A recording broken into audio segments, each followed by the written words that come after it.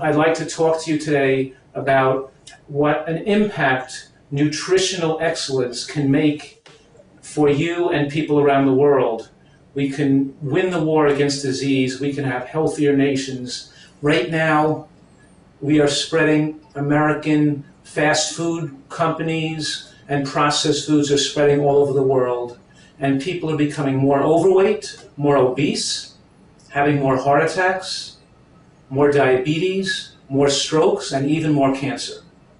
The good news is that nutritional science has advanced to the point where we can have people not have heart attacks. We can win the war against cancer.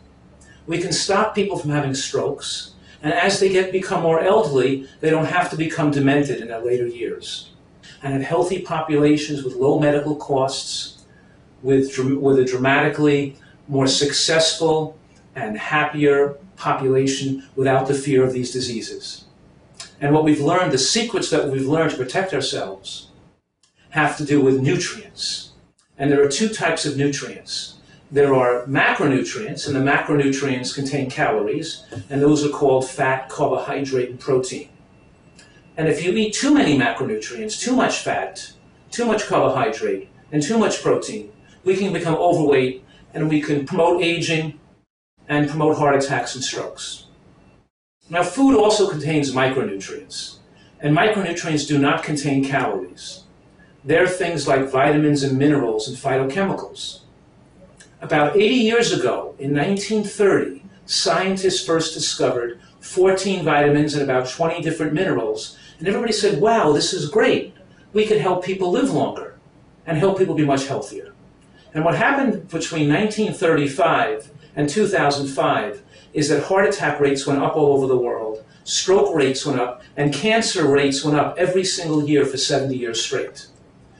We didn't realize until about 15 years ago that the third type of micronutrients, called phytochemicals, were missing, because the third type of micronutrients, called phytochemicals, are not found in processed foods, and they're not found in animal products, but they're found in fruits and vegetables. So when we thought that we could take processed foods and add a few vitamins and minerals to it, or take a vitamin supplement and think we're getting enough, we were mistaken. Because now we know that every tomato has 1,000 different nutrients in it. Every head of cabbage, every piece of lettuce, every cucumber, every bean or berry or sprout has hundreds, even thousands of nutrients that are so important to protect our precious health.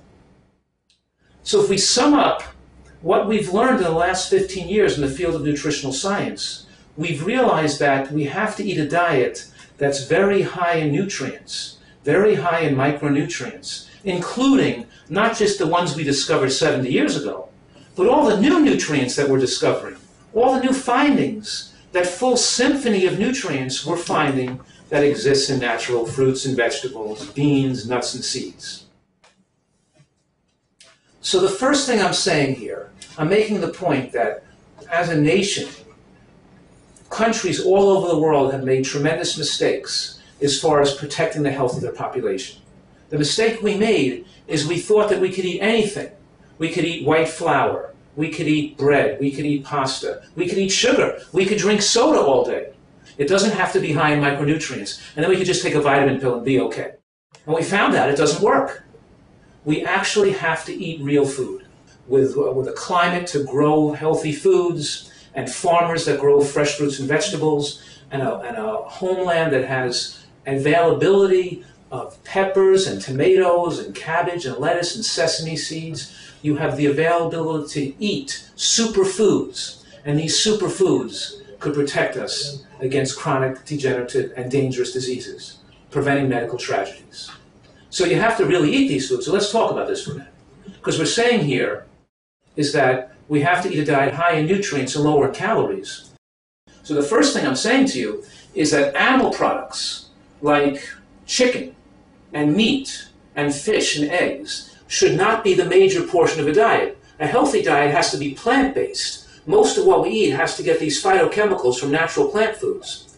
So pasta, white bread, and white rice does not have in it the phytochemicals and antioxidants. In those foods, there's no significant amount of vitamin E and vitamin K and folate and bioflavonoids and lignins and plant sterols and all these phytochemicals and other carotenoids that protect against disease. In other words, what I'm saying is that processed foods, drinking soda, having sugar, having white rice and pasta and white bread are not high nutrient foods. Those are not going to be the foods to protect your precious health because they're not rich in micronutrients. And likewise, animal products like chicken and meat also do not have the same nutrients. They're also missing the vitamin E, vitamin K, the folate, the bioflavonoids, the lignins, the phytochemicals, the carotenoids, the same nutrients that the processed foods are missing.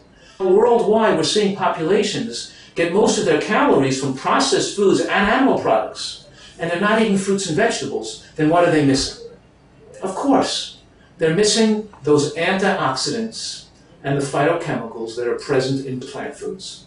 And instead of going to doctors and getting pills to take to lower your blood pressure, and instead of taking medications to take away chest pains, and then having surgeries on people's hearts or procedures to make the blood to flow better, those do not make people live longer.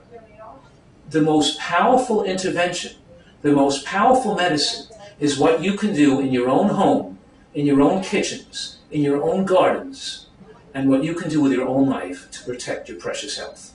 It's not what doctors can do for you, medications and surgeries. What I'm saying today is that we all are in this together.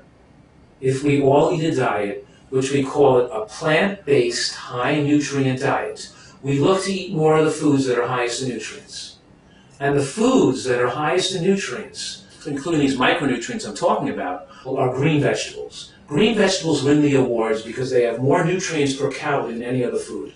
In other words, an animal product like a piece of chicken or a piece of meat is not high in nutrients per calorie. It gives you lots of calories, but not lots of micronutrients. Now take a piece of broccoli or some cabbage or kale that also is high in protein, because don't forget, green vegetables are high in protein.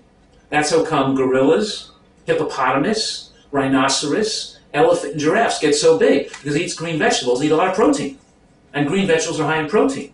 But here you have the protein packaged with lots of micronutrients, with the phytochemicals, with the antioxidants, with the things that make the body age slower, and we keep our youthfulness, our vigor, and our good health into later years. And if we look at the healthiest people around the whole world, and the pockets of civilization where people live the longest, it's always the people that eat the most vegetables live the longest.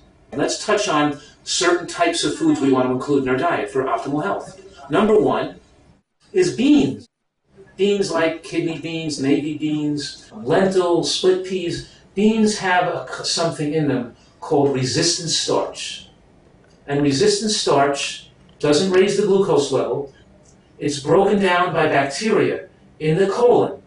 And the bacteria in the colon change the resistant starch into short-chain fatty acids. And those fatty acids protect us against colon cancer. Beans promote weight loss, they give us energy, they're high in protein, and they protect us against cancer, and they're linked in the scientific studies to enhancement of longevity in elderly people. Number two, green vegetables.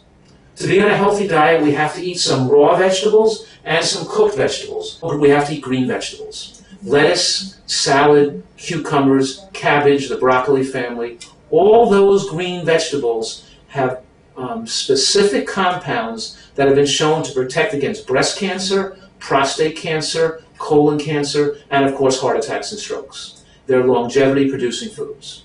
If we mix the greens and the beans now with nuts and seeds, right? Almonds, cashews, sesame seeds, sunflower seeds, they have almost magical superfoods, protective compounds that prevent against cardiac arrhythmias, irregular heartbeats. They lower your cholesterol. They make people live longer. They prevent sudden cardiac death. They stabilize the brain. And the healthy fats in seeds and nuts increase the absorption of nutrients from the vegetables and the beans.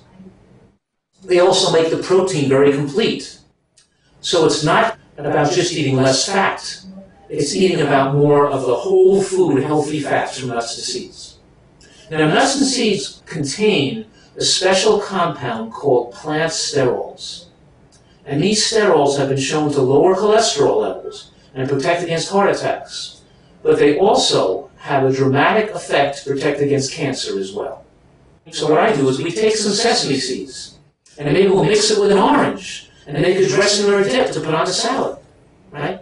Or we'll throw some seeds and nuts with some tomato sauce, and we'll make a dressing, we'll make some kind of dressing or a sauce. In other words, using nuts and seeds as part of your dressings and dips is a very important part of excellent nutrition.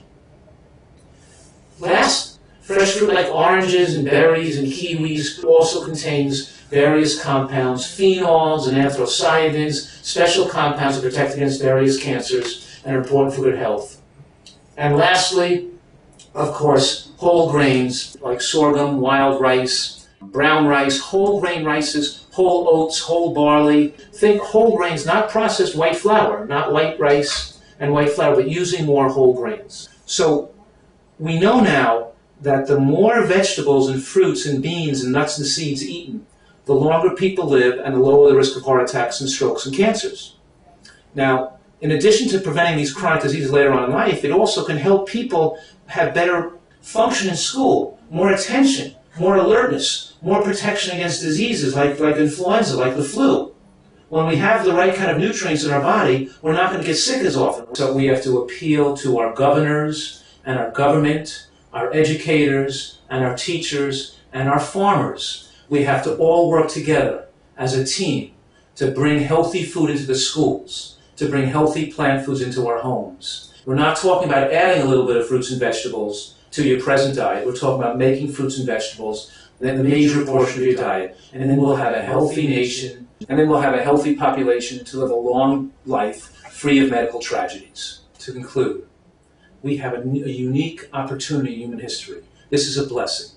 We have science and information that can enable us to live better and to live healthier and to live longer than ever before in human history. Let's take advantage of the natural bounty of the land and have one of the healthiest places in the whole world.